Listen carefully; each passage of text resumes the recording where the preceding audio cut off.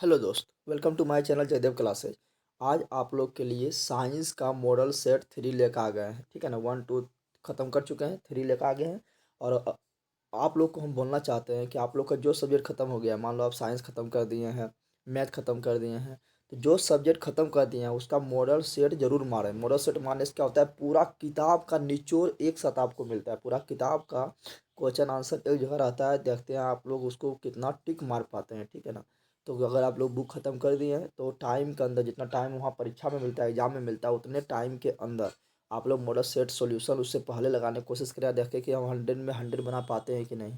और model set लगाने से क्या होता है, पूरा किताब का निचोड़ मिल जाता है। ठीक है ना, और बहुत सारा मॉडल सेट है। यहाँ तो लोग बोलेगा मैथ का मॉडल सेट ना अपलोड है, मैथ का बहुत सारा मॉडल सेट मेरे वीडियो पर अपलोड है। ठीक है ना, मेरा प्ले लिस्ट में जाना है, मेरा फोटो पर क्लिक करना है, प्ले लिस्ट के ऑप्शन में जाना है तो मिल जाएगा, लिखा रहेगा मॉडल सेट सॉल्यूशन 62 वीडियो रहेगा। ठीक है ना, और 2022 का, 2018 का, 19 का, 20 का बहुत सारा। एक बार प्ले लिस्ट पे जाओ और जाके देखो, मॉडल सेट सॉल्यूशन बहुत सारा मिल जाएगा। ठीक है ना, तो जाके देखो, वहाँ पर बहुत काम देगा। फिर VS ईयर ला देखेगा तो और काम देगा। ठीक है, और अभी भी बहुत सारा लोग कमेंट करता है, सर आपका ये वीडियो नहीं, मेरा ये वीडियो नहीं। आप तो कितना लोग कॉल भी करने लगा कि आपका ये वीडियो कहाँ है। लगता है उसको कुछ पता ही नहीं है। मेरा सब वीडियो कैसे मिलेगा, हम बार बार सब वीडियो में बताते हैं कि मेरा फोटो नहीं आ रहा है, मेरा फोटो पर क्लिक करो, प्ले लिस्ट का ऑप्शन आएगा, बहुत सारा ऑप्शन आएगा, उसमें प्ले लिस्ट का ऑप्शन में जाना है। प्ले लिस्ट के ऑप्शन में जाने के बाद मेरा सब वीडियो मिल जाएगा। केमिस्ट्री खोजना है तो लिखा लगा क्लास 10 का, थी क्लास 10 केमिस्ट्री ऑल चैप्टर, उस पर क्लिक करेगा तो केमिस्ट्री मिल जाएगा। लिखा रहेगा क्लास 10 बायो का ऑल चैप्टर, बायोलॉजी का ऑल चैप्टर, उस पर क्लिक करेगा तो पूरा बायोलॉजी का मिल जाएगा, क्योंकि साइंस तो पूरा मेरा खत्म है। उसी प्रकार मिल जाएगा आपका फिजिक्स का मिल जाएगा। उसी प्रकार सोशल साइंस लिखा रहेगा क्लास 10 का सामाजिक विज्ञान यानी सोशल साइंस ऑल चैप्टर, उस पर क्लिक करेगा तो सोशल साइंस का सभी वीडियो मिल जाएगा। ठीक है ना, उसी प्रकार साइंस का क्वेश्चन आंसर का अलग प्ले लिस्ट बना लिया, सोशल साइंस का क्वेश्चन आंसर का अलग प्ले लिस्ट बना लिया, हिंदी व्याकरण है, हिंदी है, संस्कृत का कुछ वीडियो डला है, जाके तुम लोग देखो तो एक बार। ठीक है ना, और बता देना चाहते हैं जो अभी इस चैनल पर नया है वो सब्सक्राइब कर ले। ठीक है ना, और दो ठो और मेरा चैनल है, एक मेरा है जगदेव ब्लॉग कॉमेडी वाला चैनल है, जिसमें हम थोड़ा मोड़ा कॉमेडी भी कर लेते हैं, जगदेव ब्लॉग, इसको भी तुम लोग सब्सक्राइब कर सकते हैं। और एक मेरा जनरल कंपटीशन का चैनल है JK GS मस्ती, इसको भी तुम लोग सब्सक्राइब करना, यहाँ जनरल कंपटीशन की तैयारी करवाते हैं। चलो करते हैं स्टार्ट। तो बड़ा फोटो पर क्लिक करो, प्ले लिस्ट को ऑप्शन जाओ, सब वीडियो मिल जाएगा। ठीक है ना, चाहे मैथ हो, साइंस हो, सोशल साइंस हो, हिंदी या संस्कृत हो, या व्याकरण हो। ठीक है, चलो देखते हैं। देखो, जो यहाँ पर हम जो डिस्कशन कराएंगे, क्वेश्चन आंसर तो बताना काफ़ी इजी है, बता के फटाक से निकल जाएंगे, 10 मिनट में खत्म हो जाएगा। लेकिन यहाँ जो डिस्कशन कराएंगे, जो हम बताएंगे अलग से, वो काफ़ी इंपॉर्टेंट है। ठीक है ना, पहला क्वेश्चन है, लेंस में मुख्य फोकस की संख्या कितनी होती है। तो हम जानता है कि लेंस में मुख्य फोकस कितना होता है, 2 होता है। ये बना लिया लेंस, ये कौन लेंस है, उत्तल लेंस। एक फोकस इधर होता है, एक फोकस इधर होता है। तो लेंस में मुख्य फोकस कितना होता है, 2 होता है, एक इधर एक इधर। तो मेरा हो जाएगा इसमें 2 आंसर। लेकिन दर्पण में कितना होता है, 1 होता है, तो इसका आंसर हो जाएगा 2। अब हम जानते हैं कि उत्तल लेंस जो है, उत्तल लेंस क्या करती है कि समांतर आने वाली किरणों को एक बिंदु पर मिलाती है। एक बिंदु पर क्या करती है, समांतर आने वाली किरणों को एक बिंदु पर मिलाती है। तो जो एक बिंदु पर किरण को मिलाने का काम करते हैं उसको बोलते हैं अभिसारी लेंस। क्या बोलते हैं, अभिसारी लेंस। इसलिए उत्तल लेंस को हम अभिसारी लेंस कहते हैं।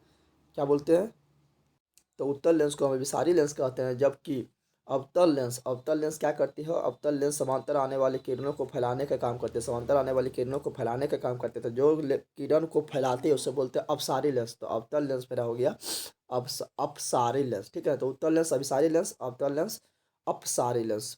अगला क्वेश्चन मेरा क्या है, समतल दर्पण द्वारा हमारे नेत्र में कैसा लेंस है। तो हमारे नेत्र में उत्तल लेंस है। समतल दर्पण द्वारा बना प्रतिबिंब सदा होता है। तो जहाँ तक समतल दर्पण, जो हम लोग के घर में जो दर्पण होता है जिसमें अपना थोथना यानी मुंह देखते हैं, अपना फेस देखते हैं, तो उसमें कौन दर्पण लगा होता है, तो वो होता है मेरा समतल दर्पण। तो समतल दर्पण क्या होता है, समतल दर्पण में हमेशा आभासी प्रतिबिंब बनता है और सीधा बनता है, आभासी बनता है, सीधा बनता है, वस्तु के बराबर प्रतिबिंब बनता है। तुम दर्पण में सट जाओ तो जितना ऊंचा तुम्हारा सिर उतना ऊंचा दर्पण में दर्पण का सिर। तो दर्पण से दूर जाओ तो तो वो भी तुम्हारा फोटो भी दर्पण से दूर जाएगा। यानी समतल दर्पण में हमेशा आभासी प्रतिबिंब बनता है और सी से सीधा प्रतिबिंब बनता है और छोटा बनता है, छोटा नहीं बराबर बनता है। ठीक है ना, याद रखना। और उत्तल लेंस में जो है प्रतिबिंब आभासी तो बनता है और सीधा तो बनता है, लेकिन उत्तल लेंस नहीं, उत्तल दर्पण। ठीक है ना, उत्तल दर्पण में प्रतिबिंब आभासी तो बनता है, सीधा तो बनता है, लेकिन हमेशा हमेशा हमेशा छोटा बनता है। और समतल दर्पण में आभासी, सीधा और बराबर बनता है। आँख व्यवहार होता है, तो आँख कैसा व्यवहार करता है, तो उत्तल लेंस की तरह हम बता चुके हैं कि आँख में मेरा उत्तल लेंस होता है, तो उत्तल लेंस की तरह व्यवहार करता है। और उत्तल लेंस में कैसा प्रति उत्तल लेंस तो होता है, लेकिन पूछेगा हमारे आँख में किस तरह का प्रतिबिंब बनता है। तो हमारा आँख में जो है हमेशा, हमेशा बोल रहे हैं, हमेशा जो है उल्टा प्रतिबिंब, वास्तविक प्रतिबिंब और छोटा बनता है। बोलेगा छोटा कैसे बनता है, तो देखो इतनी छोटा सा आँख में, बेटनी सा आँख में पूरा दुनिया को हटा दे रहे हैं, पूरा दुनिया को देख रहे हैं, तो बड़ा तो नहीं ना बनता होगा, इतनी आँख में दिखाई दे रहा है तो छोटा बनता होगा। और कैसे याद रखेंगे ट्रिक इसका, आप मान लो देख लिए ताजमहल तो बोले वाह कितना सुंदर है, तो वाह मुंह से निकला, तो वाह से वास्तविक, उससे उल्टा, यानी हमारे आँख में जो प्रतिबिंब बनता है वो बनता है वास्तविक, उल्टा और छोटा प्रतिबिंब बनता है। और कहाँ बनता है, रेटिना पर बनता है। रेटिना किसको बोलते हैं, दृष्टि पटल को बोलते हैं रेटिना, ठीक है ना। अगला क्वेश्चन मेरा क्या है, अगला क्वेश्चन है स्पेक्ट्रम प्राप्त करने के लिए किसका उपयोग किया जाता है। तो स्पेक्ट्रम, स्पेक्ट्रम किसे कहते हैं, तो हम जानते हैं कि जब, तो हम जानते हैं कि प्रिज्म, प्रिज्म इस तरह बना लेते हैं त्रिभुज की तरह, तो हो गया प्रिज्म। तो हम जानते हैं कि प्रिज्म से जब श्वेत प्रकाश गुजरती है तो क्या होता है, 7 रंग में बट जाती है। कितना रंग में बट जाती है, 7 रंग में बट जाती है, 7 रंग में बट जाती है। और उस सातों रंग जो पर्दा पर प्राप्त होता है उसे हम स्पेक्ट्रम कहते हैं। क्या कहते हैं, उसे हम स्पेक्ट्रम या हिंदी में वर्णपट कहते हैं। क्या कहते हैं, वर्णपट कहते हैं। तो बोला स्पेक्ट्रम प्राप्त करने के लिए किसका उपयोग करेंगे, तो ये क्या है, मेरा प्रिज्म है, तो प्रिज्म का उपयोग करते हैं। तो पूछेगा स्पेक्ट्रम किसे कहते हैं, तो बोलना जब श्वेत प्रकाश, जब श्वेत प्रकाश, जब श्वेत प्रकाश प्रिज्म से होकर गुजरता है, प्रिज्म से होकर गुजरता है तो 7 रंगों में, 7 रंगों में, 7 रंगों में बढ़ जाता है। और वो सातों रंग जिस पट्टी पर प्राप्त होता है, जिस पट्टी पर प्राप्त होता है उसे स्पेक्ट्रम कहते हैं, उसे स्पेक्ट्रम कहते हैं, या हिंदी में वर्णपट कहते हैं। सातों रंग का ट्रिक बता देते हैं, तो याद रखना, बेजा निहो पीनाला, बेजा निहो पीनाला, क्या बोले थे, बेजा निहो पीनाला, तो बे से बैंगनी, जा से जामुन, नी से नीला, हो से हरा, पी से पीला, ना से नारंगी, ला से लाल। चलो अगला क्वेश्चन देख लेते हैं क्या है। अगला क्वेश्चन मेरा है, और सबसे ज़्यादा तरंग लाल का होता है, और सबसे ज़्यादा अपवर्तन किसका होता है, यानी विचलन किसका होता है, तो बैंगनी का। अगला, रेटिना पर किसी वस्तु का उल्टा तथा वास्तविक प्रतिबिंब किसके द्वारा बनता था। जानते हैं कि रेटिना पर किसी वस्तु का वास्तविक और उल्टा है, तो जानवे कहते हैं कि वास्तविक बनता है, उल्टा बनता है, और क्या बनता है, हमेशा छोटा बनता है। किसके द्वारा बनता है, तो लेंस के द्वारा बनता है, तो हो जाएगा लेंस। यानी यहाँ लिखल है आम्नेतर लेंस, यानी उत्तल लेंस का बात कर रहा है, ठीक है। अगला क्वेश्चन देखते हैं कि एक विद्युत बल्ब पर रेटिंग 220 वोल्ट और 100 वाट, इसके फिलामेंट का प्रतिरोध क्या होगा। तो देखो यहाँ भी दिया हुआ है, यानी वोल्ट दिया हुआ है, यहाँ वाट दिया हुआ, वाट यानी शक्ति, शक्ति यानी पी दिया हुआ है, और प्रतिरोध यानी आर पूछ रहा है। तो बताओ कौन सूत्र में पी भी आर तीनों आ जाएगा, बताओ। तो हम जानते हैं कि पी बराबर क्या होता है, पी बराबर होता है वी स्क्वायर बटा आर। तो इसमें देखो पी भी आ गया, भी आ गया, आर भी आ गया, इसमें बैठा दो आंसर आ जाएगा। तो पी का मान कितना है, पी का मान देखो यहाँ 100 वाट है, तो यहाँ देते हैं 100, पी की जहाँ पर दे दिया हम 100। यहाँ पर है भी, तो भी बना कितना है 220, तो भी की जहाँ पर लिखेंगे 220। चलो थोड़ा इसको मिटा रहे उसके बाद करते हैं। चलो यहाँ ध्यान दो, तब हम जान गए कि पी बराबर होता है क्या, वी स्क्वायर बटा आर। तो पी यहाँ पर कितना दिए 100, और भी यहाँ पर कितना देंगे 220, स्क्वायर है तो 220 फिर लिखेंगे, और आर का, आर छोड़ दिए, आर को भेज देंगे इधर। तो आर जब इधर आ जाएगा तो 100 मेरा कहाँ चल जाएगा, यहाँ चल जाएगा। अब काट दो इसे, जीरो जीरो खत्म, जीरो जीरो खत्म, तो 22 गुना 22 करेंगे तो कितना आएगा, 484। तो 484 यार, और यहाँ क्या निकला, तो प्रतिरोध निकला, तो प्रतिरोध को बोलते हैं ओम, 484 ओम। प्रतिरोध, प्रतिरोध का सही मात्रा ओम होता है, इसलिए ओम बोले। अभिभंता का सही मात्रा क्या होता है, अभिभंता का सही मात्रा वोल्ट होता है। और शक्ति का सही मात्रा क्या होता है, शक्ति का सही मात्रा वाट होता है। और आवेश का सही मात्रा क्या होता है, आवेश का सही मात्रा कूलम होता है। अगला इंपॉर्टेंट क्वेश्चन मेरा है, विभवांतर मापने वाला यंत्र को कहा जाता है। तो विभवांतर मापने वाला यंत्र को वोल्ट मीटर कहा जाता है, विभवांतर मापने वाला यंत्र को वोल्ट मीटर कहा जाता है। धारा मापने वाला यंत्र को, विद्युत धारा मापने वाला यंत्र को एमीटर कहा जाता है। और विद्युत धारा की उपस्थिति को पता लगाने वाला, विद्युत धारा की उपस्थिति को पता लगाने वाला यंत्र को गैल्वेनोमीटर कहा जाता है। और विद्युत धारा उत्पन्न करने वाला युक्ति, विद्युत धारा उत्पन्न करने वाला युक्ति, युक्ति को जनरेटर यानी विद्युत जनरेटर कहते हैं। जानवे कहता है तुम लोग भड़बड़ भड़बड़ भड़बड़ भड़बड़ स्टार्ट करता है जनरेटर, तब विद्युत धारा उत्पन्न हो जाता है। अगला क्वेश्चन है, एमीटर को विद्युत परिपथ में कैसे जोड़ा जाता है। तो एमीटर क्या करता है, विद्युत धारा को मापता है, तो विद्युत धारा को मापता है तो यानी तार के साथ है उसको जोड़ेंगे तब ना विद्युत धारा को मापेगा, तार के साथ जोड़ेंगे तब ना, साथ यानी सही नहीं करम, साथ यानी सही नहीं करम, तो जगह सही नहीं करम, यानी एमीटर को विद्युत धारा, एमीटर को परिपथ में विद्युत धारा अथी सरेनीकरण में जोड़ते हैं, और एमीटर विद्युत धारा को मापते हैं। और जबकि विभवांतर, तो विभवांतर क्या होता है, दो बिंदुओं के बीच की दूरी, जैसे दो बिंदुओं के बीच के अंतरों को विभवांतर कहते हैं। तो तार में ऐसे जोड़ेंगे तब ना दो बिंदु होगा। तो विभवांतर को हम समांतर क्रम में जोड़ते हैं, यानी वोल्ट मीटर को हम समांतर क्रम में जोड़ते हैं, क्योंकि विभवांतर कौन मापता है, वोल्ट मीटर। तो वोल्ट मीटर को समांतर क्रम में जोड़ते हैं, जबकि एम मीटर को सैनिक क्रम में जोड़ते हैं। एम मीटर विद्युत धारा मापता है, जबकि वोल्ट मीटर विभवांतर मापता है। अगला इंपॉर्टेंट क्वेश्चन मेरा क्या है, कि विद्युत मोटर परिवर्तित करता है। तो विद्युत मोटर, यहाँ विद्युत आ गया तो विद्युत से स्टार्ट करो। तो विद्युत ऊर्जा को यांत्रिक ऊर्जा में बदलता है, यानी विद्युत मोटर में हम क्या करते हैं, जाके सुचवतिव देता है, सुचवतिव देता है तो विद्युत ऊर्जा वो लेता है, और यांत्रिक ऊर्जा यानी अपने अंदर से शक्ति लगाता है और पानी खींचने लगता है, ठीक है ना। पानी के मोटर से पानी खींचने लगता है, पंखा घुमाने लगता है, तो ये इसका बी नंबर सही हो जाएगा। लेकिन यही पूछता है कि डायनेमो क्या करता है। तो डायनेमो हम क्या करते हैं, डायनेमो जनरेटर में लगा रहता है। डायनेमो में क्या करते हैं, हम अपने जाके घुमाते हैं, दम लगा के हैया घुमाते हैं उसको, तब स्टार्ट होता है।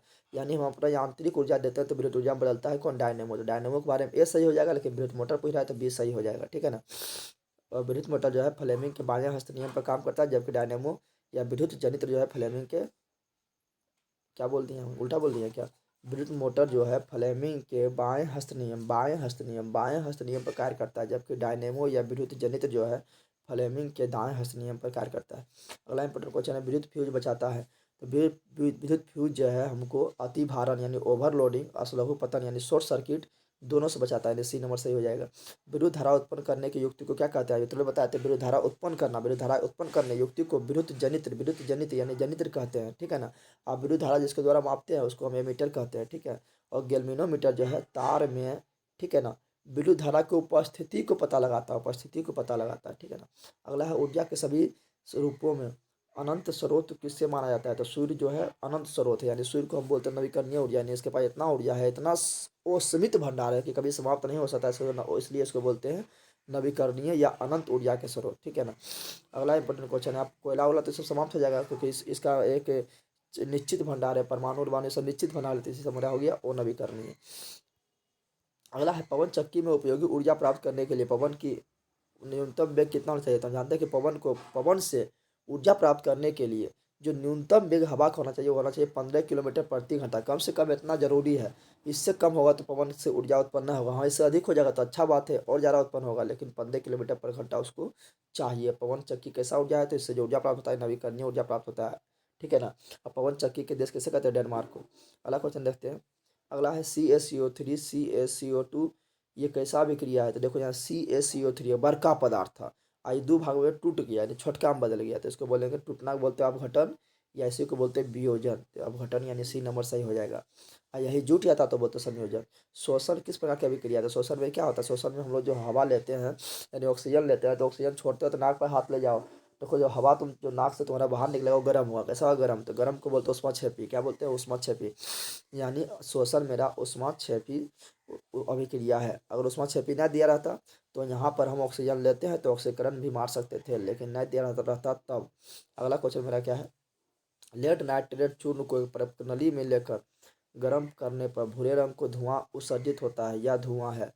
तो लेड नाइट्रेट यानी PbNO3 को गर्म करेंगे एक पनखरली में लेके तो एक धुआं निकलेगा। तो धुआं का नाम पूछ रहा है क्या है, तो धुआं जो निकलेगा वो NO2 होगा, क्या होगा, NO2 यानी नाइट्रस ऑक्साइड होगा, ठीक है ना। NO3 बन जाएगा, NO2 में बदल जाएगा। अगला इंपॉर्टेंट क्वेश्चन है, वह निम्नलिखित में कौन लवण है बताना है। निम्नलिखित में कौन लवण है।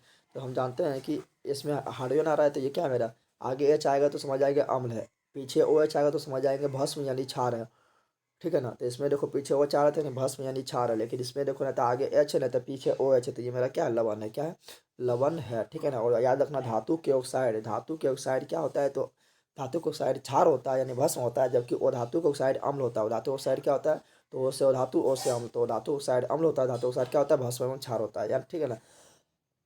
अगला क्वेश्चन देख लेते हैं मेरा क्या है, कठोर जल को मृदु बनाने के लिए, कठोर जल यानी जो समुद्र उद्र का पानी होता है जिसमें झाग उत्पन्न होता है उसको बोलते हैं कठोर जल, तो उसको मृदु जल बोलते हैं सॉफ्ट जल जिसमें झाग उत्पन्न हो जाए, के लिए सोडियम के किस यौगिक का उपयोग किया जाता है। तो सोडियम कार्बोनेट का उपयोग करते हैं, NO2CO3, ठीक है ना। किसका उपयोग करते हैं, तो NO2CO3 यानी धोने वाला सोडा, धोने अथी इसको इसको क्या बोलते हैं, इसको धोने वाला सोडा बोलते हैं, यानी NO2CO3 का उपयोग। तो इसका आंसर हो जाएगा NO2CO3 यानी सोडियम कार्बोनेट यानी धोने वाला सोडा। और सोडियम हाइड्रोजन कार्बोनेट को बोलते हैं खाने वाला सोडा, जिसका सूत्र होता है Na2HCO3। तो सोडियम हाइड्रोजन कार्बोनेट या सोडियम बाइकार्बोनेट उसी को बोलते हैं जिसको बोलते हैं खाने वाला सोडा। और धोने वाला सोडा बोलते हैं सोडियम कार्बोनेट जिसमें जल का 10 अणु होता है। जो बोल रहे हैं काफ़ी इंपॉर्टेंट है। लोहे का परमाणु संख्या है, तो लोहा का परमाणु संख्या 26 होता है। और लोहा को बोलते हैं फेरम, जिसका संकेत होता है Fe, क्या होता है, Fe। लोहा का 4S है। कौन कौन है, महल से, मो से महल, मो से मैग्नेटाइट, हो से हेमेटाइट, लो से लिमोनाइट, सो से सीरियलाइट। तो महल से 4 गो है। सबसे अच्छा लोहा मैग्नेटाइट, सबसे घटिया लोहा लास्ट वाला लोहा सीरियलाइट। अगला क्वेश्चन मेरा क्या है, जस्ता और तनु हाइड्रोक्लोरिक अम्ल की अभिक्रिया के फलस्वरूप निम्नलिखित में कौन सा गैस बनता है। तो जस्ता क्या है, धातु है, क्या है, धातु है। और यहाँ हाइड्रोक्लोरिक ये क्या है, अम्ल है, क्या है, अम्ल है। तो हम जानते हैं कि जब भी धातु हाइड्रोक्लोरिक अम्ल अम्ल से अभिक्रिया करता है, अम्ल से अभिक्रिया करता है, जब भी धातु अम्ल से अभिक्रिया करता है तो हाइड्रोजन गैस बनाता है। क्यों? कि ZN और Cl मिलकर बना लेगा, ZnCl2 बना लेगा। अब बेचारा हाइड्रोजन अकेला बच गया, तो हाइड्रोजन अकेला बच गया तो उड़ेगा, यानी हाइड्रोजन गैस मुक्त होगा। तो याद रखना, जब भी धातु अम्ल से अभिक्रिया करता है तो हाइड्रोजन गैस मुक्त होता है, ठीक है ना, याद रखना है। और जब अम्ल एवं भस्म अभिक्रिया करता है तो लवण और जल बनता है। अगला इंपॉर्टेंट क्वेश्चन मेरा है, निम्नलिखित में कौन अभिक्रियाशील है, यानी ज़्यादा अभिक्रियाशील है। तो जानते हैं कि अधिक अभिक्रियाशील है। तो जानते हैं सबसे ज़्यादा अभिक्रिया कौन है, तो पोटेशियम। तो potassium, calcium, sodium, magnesium, aluminium, zinc, लोहा, टीन, लेड, ठीक है ना, इसी प्रकार चलते रहता है। सबसे ज़्यादा हो गया ये वाला। धीरे धीरे नीचे आएंगे तो अभिक्रियाशीलता घटते जाता है। तो देखो यहाँ पर क्या आ गया, कुछ आया यहाँ पर शीशा आ गया, शीशा के बाद आएगा हाइड्रोजन, क्या आएगा, हाइड्रोजन। अभी तक देखो जितना लिखे हैं यहाँ पर बोर्ड थी पर मोबाइल पर, उतना में से कोई भी चारों में से कौन आया था, अभी और लिखना पड़ेगा। था हाइड्रोजन। हाइड्रोजन के बाद कौन आता है, तो कॉपर के बाद कौन आता है, पारा। पारा बार कौन आता है, चांदी। चांदी बार कौन आता है, सोना, ठीक है ना। तो देखो यहाँ पर आ गया पहले क्या, कॉपर, यानी कॉपर ज़्यादा अभिक्रियाशील हो जाएगा, इस चारों में कौन हो जाएगा, कॉपर, ठीक है ना। क्योंकि कॉपर के बाद आता है क्या, पारा। पारा के बाद आता है क्या, चांदी। चांदी बार क्या आता है, सोना। ये सब तो ये कॉपर से नीचे है ना, तो इसलिए वही हो जाएगा, ठीक है ना, याद रखना। और सोना जो है प्रकृति में मुक्त अवस्था में पाया जाता है। शुद्ध सोना 24 कैरेट का होता है, लेकिन जो गहना बनाया जाता है वो लगभग 18 कैरेट का होता है। और सोना से गहना बनाने के लिए उसमें तांबा मिलाया जाता है, ठीक है ना, या चांदी में मिला देते हैं, लेकिन ज़्यादा तांबा मिलाया जाता है। विद्युत अपघटन में इलेक्ट्रॉन मुक्त होता है। तो विद्युत अपघटन में इलेक्ट्रॉन होता है माइनस, क्या होता है, माइनस। तो इलेक्ट्रॉन माइनस होता है और प्रोटॉन मेरा प्लस होता है, तो माइनस ला जाएगा प्लस पर, किस पर जाएगा, प्लस पर। यानी प्लस को बोलते हैं एनोड, क्या बोलते हैं, प्लस को बोलते हैं एनोड। तो इलेक्ट्रॉन जाता है एनोड पर, इलेक्ट्रॉन किस पर जाता है, एनोड पर, ठीक है ना। और प्रोटॉन जाएगा कैथोड पर। तो यहाँ पर ए नंबर सही हो जाएगा। अगला इंपॉर्टेंट क्वेश्चन है, तो कैथोड में हो गया निगेटिव, एनोड हो गया पॉजिटिव। हाइड्रोकार्बन कौन है, तो हाइड्रोकार्बन कौन है बता दो। तो यहाँ पर ध्यान लो, जो हाइड्रोजन और कार्बन से मिल के बना होगा उसे हाइड्रोकार्बन कहेंगे। सिंपल बात है, इसमें हाइड्रोजन है लेकिन कार्बन ना है, इसमें भी कार्बन है लेकिन हाइड्रोजन ना है, इसमें हाइड्रोजन है लेकिन कार्बन ना है, तो इसमें सब है, तो बी नंबर सही हो जाएगी, ठीक है ना। और ये मेरा ग्लूकोज का सूत्र है, किसका सूत्र है, ग्लूकोज का। COOH अभिक्रियाशील मूलक को क्या कहते हैं, इसको बोलते हैं क्या, कार्बोक्सिलिक अम्ल। तो यहाँ पर आ गया अम्ल, क्या आ गया, अम्ल। ईथर को बोलते हैं O, क्या बोलते हैं, इधर पूछी और O बोलते हैं। एल्डिहाइड को बोलते हैं CHO, इधर पूछी। और कीटोन को बोलते हैं CO, और दोनों तरफ पूछी, ठीक है ना। तो याद रखना है, कीटोन को CO, एल्डिहाइड को CHO, कार्बोक्सिलिक अम्ल को COOH, इथल को O, और अल्कोहल को OH बोलते हैं। अगला क्वेश्चन मेरा क्या है, अगला क्वेश्चन है, आवर्त सारणी में किसी वर्ग से ऊपर से नीचे आने पर तत्व के धात्विक गुण क्या होता है, धात्विक गुण बढ़ता है, क्या होता है। हाँ, ये सब हम बता चुके हैं, पीरियोडिक टेबल में जाके देखो, साइंस पूरा खत्म है, जाके देखो ना, काफ़ी अच्छा से वहाँ समझाया है, ठीक है ना। तो किसी आवर्त सारणी में वर्ग में ऊपर से नीचे आने पर धात्विक गुण हमेशा बढ़ता है। तो यहाँ हो जाएगा बढ़ता है, लेकिन आवर्त में बाएं से दाएं जाने पर धात्विक गुण घटता है, ठीक है ना। अगला इंपॉर्टेंट क्वेश्चन है, आवर्त सारणी के प्रथम वर्ग में सदस्य है। तो आवर्त सारणी के प्रथम वर्ग में जो सदस्य आता है उसका नाम है ही, ली, ना, के, रब, से, फरियार, ठीक है ना। इसको बोलते हैं हम कौन धातु, इसको बोलते हैं क्षारीय धातु, क्या बोलते हैं, क्षारीय धातु। हीलिना के रब से फरियार, हीलिना के रब से फरियार, hydrogen, lithium, sodium, potassium, rubidium, caesium, francium, इसको बोलते हैं। ये वर्ग नंबर 1 में आता है। इसका सबका संयुक्ता एक होता है, संयोजी इलेक्ट्रॉन एक होता है, और इसको हम बोलते हैं क्षारीय धातु। वर्ग नंबर 2 में जो आता है उसको बोलते हैं मृदा क्षारीय धातु। वर्ग नंबर 17 में जो आता है उसको बोलते हैं हेलोजन हेलोजन तत्व, ठीक है ना। और वर्ग नंबर 18 में जाता है उसको बोलता है अक्रिय गैस या नोबल गैस, या उसी को बोलते हैं निष्क्रिय गैस। अगला क्वेश्चन मेरा है, कृत्रिम वृक्कीन अपशिष्ट उत्पादों को रुधिर से अपवहन द्वारा पृथक करता है। तो हम जानते हैं कि जो कृत्रिम वृक्क होता है वो रुधिर से हम मेरा नाइट्रोजन को अलग करता है, नाइट्रोजन अपशिष्ट पदार्थ को, जो अमोनिया टूटता है तो नाइट्रोजन को अलग करता है, ए नंबर सही हो जाएगा। और कृत्रिम वृक्क को हम डायलिसिस कहते हैं, क्या कहते हैं, डायलिसिस। और उस प्रक्रिया को, जिस प्रक्रिया द्वारा खून शुद्ध करता है सो हीमोडायलिसिस कहते हैं, ठीक है ना। तो कृत्रिम वृक्क को डायलिसिस करते हैं। अगला क्वेश्चन मेरा है, भोजन का पचना किस प्रकार का विक्रिया है। तो भोजन पचता है तो क्या होता है, पचना, तो भोजन पचता है कैसे, तो हम लोग ऑक्सीजन लेते हैं, ऑक्सीजन उससे रिएक्शन करता है तो भोजन जब पचता है। तो भोजन का पचना, जो ऑक्सीजन ले रहे हैं, तो ऑक्सीजन जब ले रहे हैं तो वहाँ भोजन जाकर अंदर में टूटता है, तो टूटना को बोलते हैं अपघटन। तो यहाँ अपघटन नहीं दिया हुआ है। अब तो ऑक्सीजन लेते हैं तो ऑक्सीजन का लेना को बोलते हैं ऑक्सीकरण। तो ऑक्सीकरण दिया हुआ है तो आप बोलेगा ऑक्सीकरण कहाँ लिखा हुआ है, तो ऑक्सीकरण को ही बोलते हैं उपचयन, क्या बोलते हैं, उपचयन। तो यहाँ पर हो जाएगा उपचयन, ठीक है ना। तो ऑक्सीकरण को हम बोलते हैं उपचयन। और याद रखना कि और अवकरण को बोलते हैं अपचयन, ठीक है ना। अगर अपघट ये दोनों नहीं दिया रहता तो अपघटन भी मार सकते हैं, ठीक है ना, या विघटन उसी को बोलते हैं। प्रकृति में ऑक्सीजन का संतुलन कैसे बना रहता है? तो प्रकाश संश्लेषण के द्वारा पेड़ पौधा CO2 लेता है और ऑक्सीजन छोड़ता है, जिससे क्या होता है, प्रकृति में ऑक्सीजन संतुलित बना रहता है, ठीक है ना। और पेड़ पौधा जो है क्लोरोफिल के कारण भोजन अपना बनाता है। क्लोरोफिल के कारण ही पेड़ पौधा के रंग, पत्ती का रंग हरा होता है। डेंगू उत्पन्न करने वाला मच्छर किस तरह के जल में रहता है? तो डेंगू उत्पन्न करने वाला मच्छर जो रहसी है, ठीक है ना, यानी वो साफ जल में रहता है, ठीक है ना, साफ जल में रहेगा। ज़्यादा हमीडियों को काटता है डेंगू मच्छर, ठीक है। और ये रात में सोता है, दिन में काटता है, यानी एकदम मानव की तरह, ठीक है। अगला क्वेश्चन है, पादप हार्मोन का उदाहरण क्या है? तो पादप हार्मोन पाँच हुआ, याद रखना, पाँच हुआ है, पाँच गो। एक ठो ऑक्जीन, पहला ऑक्जीन, दूसरा जिबरेलिन, तीसरा साइटोकाइनिन और चौथा एब्सिसिक और पांचवा एथिलीन, याद रखना। फिर बोल रहे हैं ऑक्जीन, जिबरेलिन, साइटोकाइनिन, एब्सिसिक और एथिलीन, तो पांच हार्मोन है। तो हम ऑक्जीन इसमें बोले थे तो ऑक्जीन आ गया। बाकी बात ये सब जो है, ये सब पादप हार्मोन नहीं है, ये सब जंतु हार्मोन है, ठीक है ना। तो ऑक्जीन हो जाएगा। लेकिन पूछेगा वह कौन सा हार्मोन है जो फल पकाता है? तो एथिलीन, एथिलीन, एथिलीन। लेकिन पूछेगा कृत्रिम रूप से फल पकाने में किसका यूज करते हैं? तब हो जाएगा एसिटिलीन, या जिसको को बोलते हैं एथाइन, IPSC नाम होता है एसिटिलीन का, एथाइन। निम्न में से कौन हार्मोन अभिक्रिया हार्मोन कोशिका दीर्घन एवं विभाजन में मदद करता है? कोशिका दीर्घन एवं विभाजन में कौन मदद कर? तो इसका आंसर क्या हो जाएगा? इसका आंसर हो जाएगा सभी। क्यों सभी होगा? तो देखो यहाँ पर ऑक्सीजन क्या क्या करता है? तो ऑक्सीजन जो है मेरा लंबाई को बढ़ाता है, जिबरेलिन क्या करता है, लंबाई के साथ मोटाई को भी बढ़ाता है, साइटोकाइनिन क्या करता है, कोशिका का विभाजन करता है। तो यहाँ विभाजन भी लिखा हुआ, साइटो मतलब कोशिका होता है, तो इसका सभी सही हो जाएगा, ठीक है ना। तंत्रिका कोशिका क्या कहलाते हैं? तंत्रिका कोशिका बोल रहा है क्या कहलाते हैं? तंत्रिका कोशिका को बोलते हैं न्यूरॉन। क्या बोलते हैं? इंग्लिश से बोलते हैं न्यूरॉन और हिंदी में बोलते हैं तंत्रिका, ठीक है ना। और जानते हैं कि तंत्रिका तंत्र का क्रियात्मक एवं संरचनात्मक इकाई को क्या कहते हैं? तो तंत्रिका कोशिका कहते हैं या न्यूरॉन कहते हैं। और ये मानव शरीर का सबसे बड़ा कोशिका है, ठीक है ना। अंडाणु निषेचित होता है, तो अंडाणु जो है निषेचित होता है कहाँ पर? तो अंडाणु निकलता है कहाँ से? तो अंडाशय से। कहाँ से निकलता है? अंडाशय से निकलता है, ठीक है ना। और अंडाणु जो निषेचित होता है तो बोलेगा फ्लोपियन ट्यूब में। कहाँ पर होता है? फ्लोपियन ट्यूब या फ्लोपियन नालिका में होता है। तो पूछेगा निषेचन, पूछेगा तो बोलना है फ्लोपियन नालिका। लेकिन पूछेगा कि अंडाणु जब निषेचित हो जाता है तब तो जो वो भ्रूण बनता है उसका विकास कहाँ होता है? तो विकास जब पूछेगा तो बोलेगा गर्भाशय। क्या बोलना है? गर्भाशय। तो विकास पूछेगा तो गर्भाशय बोलना है, और निषेचित पूछेगा तो फ्लोपियन ट्यूब यानी फ्लोपियन नालिका बोलना है। और कहाँ से निकलता है? तो अंडाशय से निकलता है, ठीक है ना, याद रखना है। अगला क्वेश्चन मेरा क्या है? अगला क्वेश्चन मेरा है, मानव पादप में जनन तंत्र का भाग नहीं है। तो सॉरी, मानव नहीं, मानव मादा में, पादप बोलते हैं, मानव मादा में जनन तंत्र का भाग नहीं है। तो देखते हैं अंडाशय, ठीक सिंपल बात है, मादा यानी स्त्री में पाया जाता है, गर्भाशय भी उसी में पाया जाता है, डिम्बानी भी उसी में पाया जाता है। लेकिन शुक्रवाहिका और शुक्राशय और वृषण, ये सब जो है ये सब पुरुष तंत्र का भाग है, यानी इसका D नंबर सही हो जाएगा, ठीक है ना।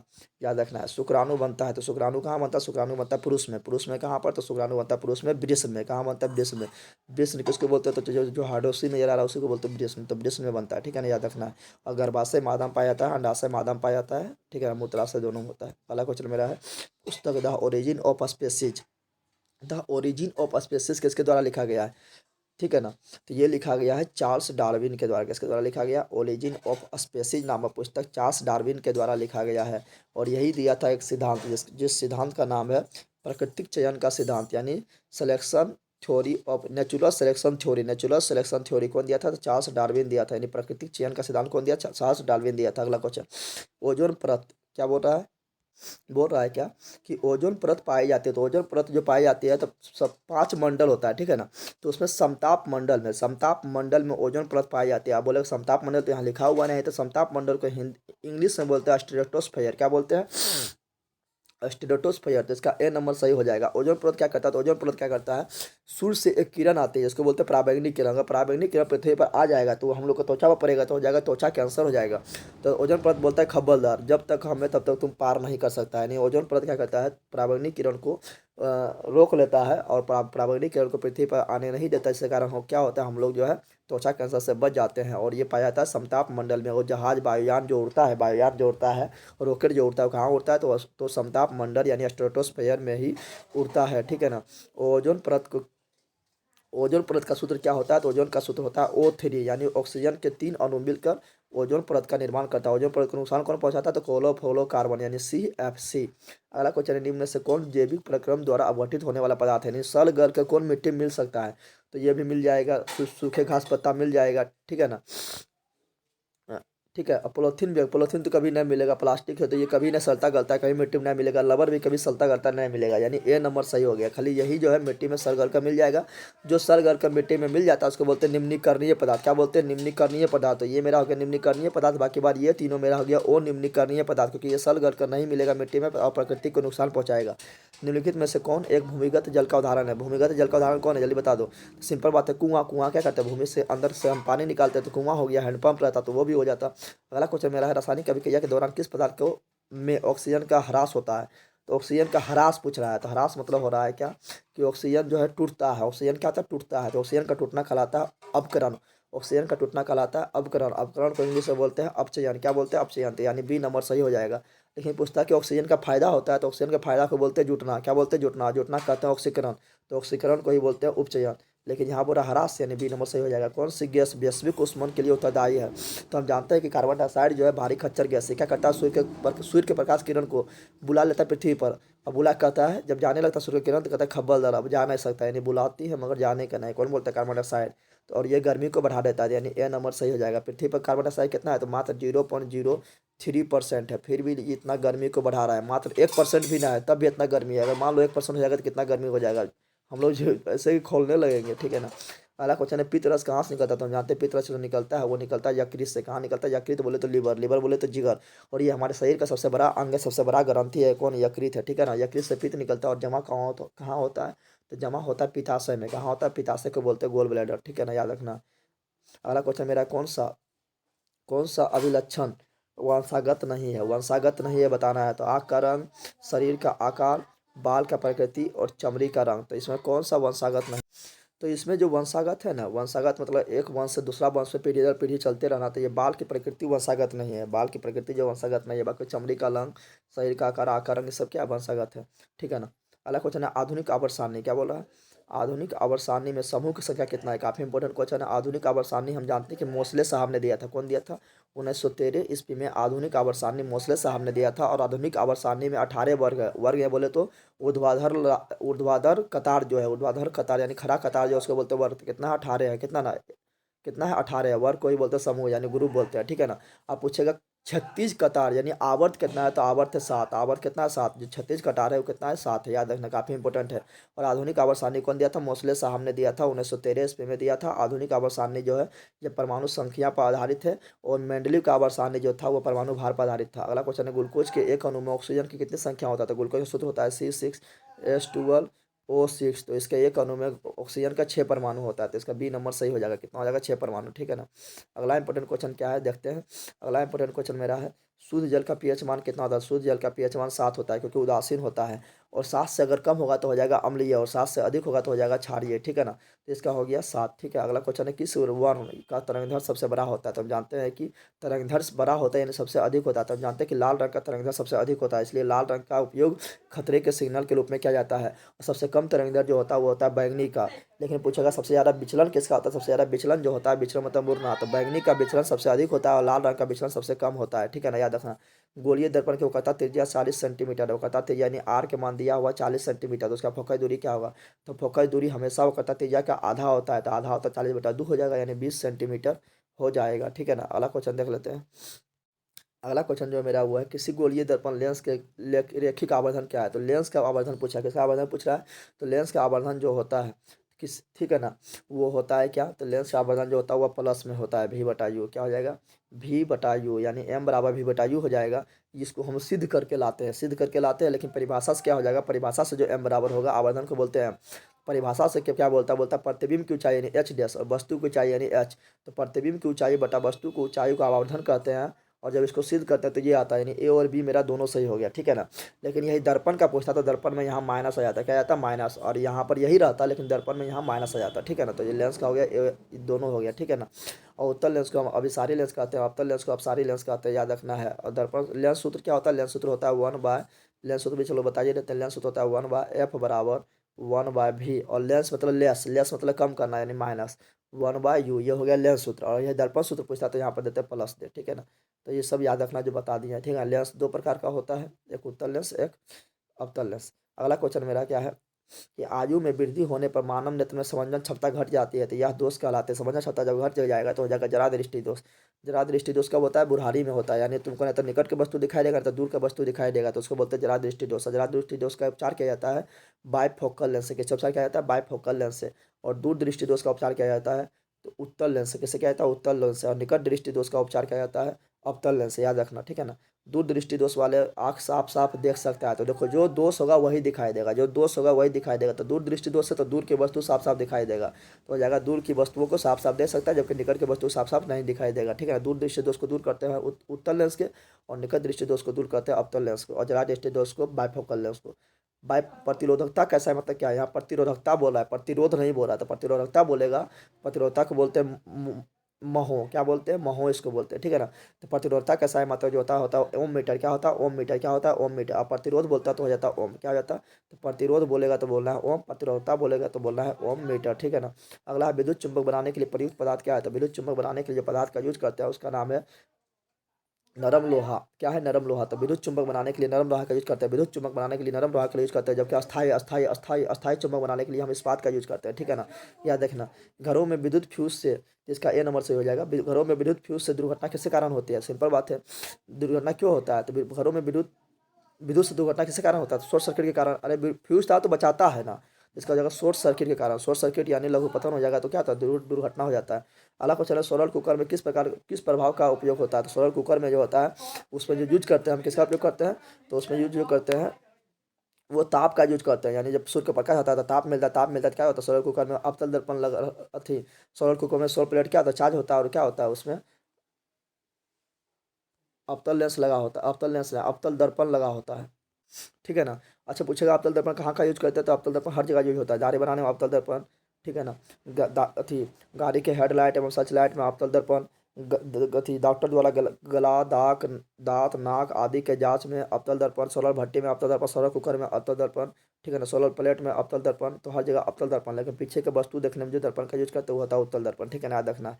अगला इंपॉर्टेंट क्वेश्चन क्या है? अगला इंपॉर्टेंट क्वेश्चन मेरा है, नाभिकीय ऊर्जा का प्राप्त करने हेतु आवश्यक क्या है? नाभिकीय ऊर्जा बोले तो जैसे परमाणु बम को होता है तो नाभिक पर ही काम करता है, तो उसको प्राप्त करने के लिए यूरेनियम का यूज करता है, क्योंकि यूरेनियम से क्या करता है? 1 ग्राम यूरेनियम ले लो तो कोयला से जो है ना 1000 गुना ज़्यादा ऊर्जा उत्पन्न करता है, ठीक है। तो यूरेनियम हो जाएगा, क्या हो जाएगा? यूरेनियम। तो नाभिकीय ऊर्जा उत्पन्न करने के लिए यूरेनियम का उपयोग किया जाता है, परमाणु बम बनाने के लिए भी यूरेनियम का उपयोग किया जाता है, ठीक है ना। अगला क्वेश्चन मेरा क्या है? अगला क्वेश्चन मेरा है कि 12 वोल्ट विभवांतर के दो बिंदुओं के बीच 2 कूलम आवेश को ले जाने में किया गया कार्य। तो हम जानते हैं कि भी बराबर क्या होता है? भी बराबर होता है W/Q। सूत्रवा पढ़ाए थे फिजिक्स में, जाके देखो। तो भी को बोलते हैं क्या? विभवांतर बोलते हैं, W बोलते हैं क्या? कार्य बोलते हैं, Q को क्या बोलते हैं? आवेश बोलते हैं। तो बोला विभवांतर को ना, हम भी को तो विभव भी बोलते हैं, तो कोई दिक्कत ना है, विभव विभवांतर एक ही हुआ, ठीक है ना। तो यहाँ पर दिया हुआ है कि विभवांतर दिया हुआ 12 वोल्ट, अभी यहाँ पर लग दिए 12, ठीक है ना। और यहाँ पर 2 कूलोम, तो क्यू दिया हुआ है 2, तो क्यू यहाँ पर लग दिए 2, और डब्लू छोड़ दिया, डब्लू को छोड़ दिया, जाएगा 12 दूनी 24, यानी डब्लू बराबर जाएगा 24। और डब्लू क्या है? कार। तो कार कैसा मतलब होता है? जूल, यानी 24 जूल इसका सही हो जाएगा। तो कार कैसा मतलब? जूल हो गया। विभवांतर कैसा मतलब? वोल्ट होता है। कूलम कैसा मतलब? क्या होता है? आवेश होता है, ठीक है ना। अगला इंपोर्टेंट क्वेश्चन मेरा है, ये दोनों रिएक्शन कर रहा है तो बड़का बन रहा है, बड़का बन रहा है तो ये कौन अभिक्रिया है? तो ये दोनों संयोग करके बड़का बन गया, तो संयोजन अभिक्रिया। कैसा अभिक्रिया है? संयोजन अभिक्रिया है, याद रखना है। जब टूटेगा तो बोलेंगे वियोजन अभिक्रिया। रासायनिक अभिक्रिया में बोल रहा है कि Fe और ये दोनों रिएक्शन किया तो ये बना है। इसमें संतुलित करने पर जल में अणु संख्या कितना होगा? संतुलित इसको करेंगे, ठीक है ना। तो यहाँ देखो Fe कितना है? 3 गो, तो यहाँ पर दे देंगे 3 गो, ठीक है। और यहाँ पर हाइड्रोजन 2 गो है, यहाँ पर भी हाइड्रोजन 2 गो है, यहाँ ऑक्सीजन 1 गो है, यहाँ ऑक्सीजन 4 गो है। कितना ऑक्सीजन है? 4 ऑक्सीजन है। तो 4 ऑक्सीजन है, तो यहाँ पर हम दे देते हैं 4 ऑक्सीजन। हाइड्रोजन के सामने क्या देंगे? 4, क्योंकि यहाँ पर ऑक्सीजन हमको 4 पुराना है इधर, तो ऑक्सीजन के साथ तो यहाँ पर 4 देनी है शुरू में, तो 4 ऑक्सीजन हो गया। अब यहाँ पर ऑक्सीजन, यहाँ पर देख रहे हैं ऑक्सीजन कितना है, तो यहाँ ऑक्सीजन हो गया 4, यहाँ पर हाइड्रोजन अब कितना हो गया? 4 दूनी 8 हो गया। तो यहाँ पर हम क्या करेंगे? यहाँ दे देंगे हम 4, तो यहाँ पर हाइड्रोजन भी हो गया 4 दूनी 8। तो यहाँ पर जल का कितना अणु हो गया? तो जल का मेरा 4 अणु हो गया। कितना हो गया? 4, यानी सी नंबर से होगा। समझ में आया होगा। तो मेरा चैप्टर नंबर 1 देखो केमिस्ट्री, वहाँ पूरा डिटेल से बताया है, ठीक है ना। इनमें से कौन अम्लीय पदार्थ है? तो हम जानते हैं कि अम्लीय पदार्थ कौन है, तो नारंगी का रस खट्टा होता है तो ये अम्लीय पदार्थ है, ठीक है ना। जो खट्टा होगा अम्लीय पदार्थ होगा। अम्ल का pH मान 7 से कम होता है, क्षार का pH मान 7 से अधिक होता है, उदासीन मिले का pH मान 7 होता है, जल उदासीन है।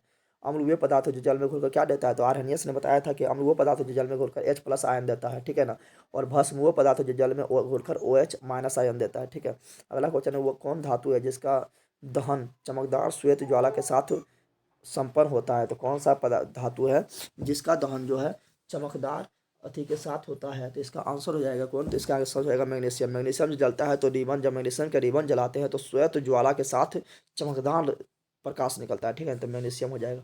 कौन सी धातु जल सभी क्रिया करती है, तो जल सभी क्रिया कौन करेगा, जो ज़्यादा क्रियाशील होगा जल सभी क्रिया कर लेगा। तो हम बताए थे सबसे ज़्यादा क्रियाशील क्या था, पोटेशियम, फिर कैल्शियम, फिर सोडियम, फिर मैग्नीशियम, फिर एल्युमिनियम, जिंक, लोहा, टीन, लेड, फिर हाइड्रोजन, फिर कॉपर, फिर पारा, फिर चांदी, फिर सोना, फिर प्लेटिनम।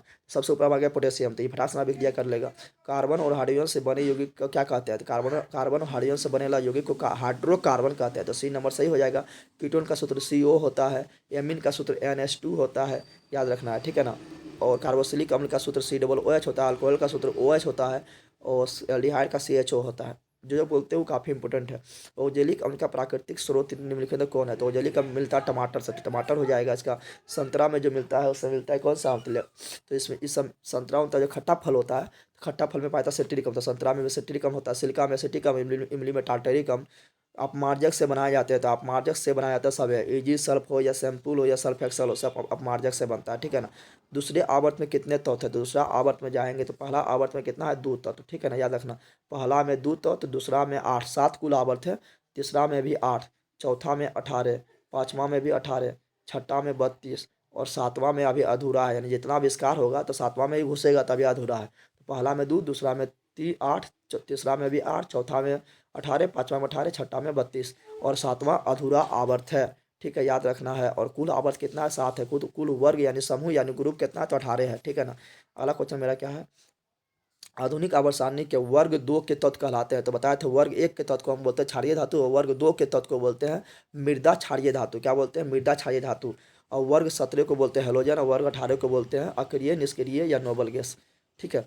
अगला क्वेश्चन है फैटी अम्ल और ग्लिसरॉल का अवशोषण होता है, तो यह होता है लैक्टिमल द्वारा। किसका होता है, लैक्टिमल द्वारा। भोजन का पचना किस प्रकार का विक्रिया, तो भोजन जब पचता है कैसा पचता है, तो भोजन पचता है ऑक्सीजन के द्वारा, यानी टूट जाता है, ऑक्सीजन लेते हैं तो उसके कारण टूट जाता है, ठीक है ना।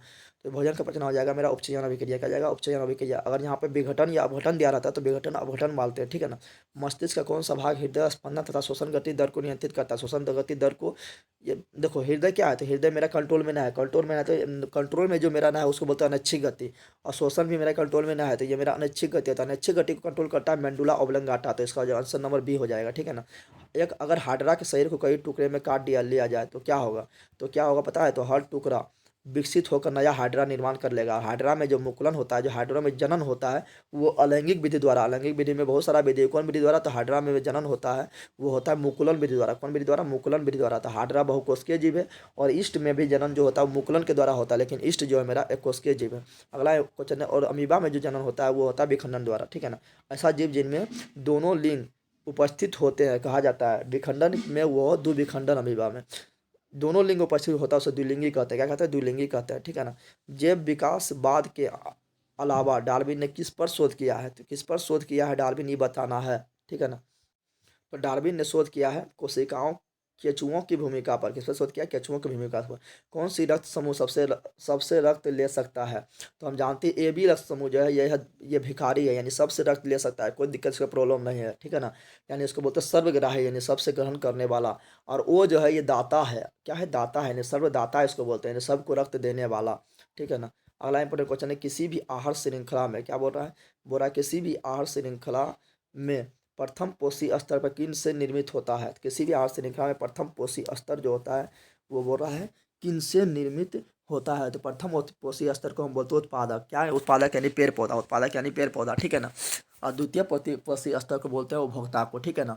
और प्राथमिक उपभोक्ता किसको बोलते हैं, शाकाहारी जीव को, और द्वितीय उपभोक्ता किसको बोलते हैं, शाकाहारी को खाने वाला को बोलते हैं द्वितीय उपभोक्ता। जैव विविधता के विशिष्ट स्थल है, तो जैव विविधता चाहे कहाँ पर मिलता है, तो वन में तुमको तरह तरह के पेड़ पौधा मिलेगा, तरह तरह के जीव जंतु मिलेगा।